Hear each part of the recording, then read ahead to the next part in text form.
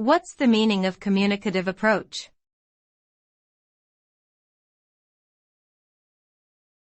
Communicative approach.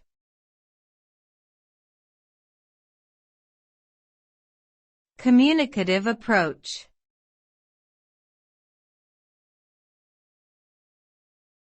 Communicative approach.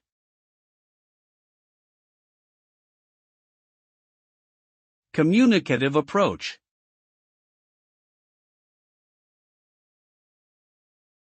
The communicative approach is a language teaching method that emphasizes communication and interaction as the main goals of language learning. It focuses on developing learners' ability to use language in real-life situations by engaging them in authentic communication activities that reflect their interests, needs, and experiences.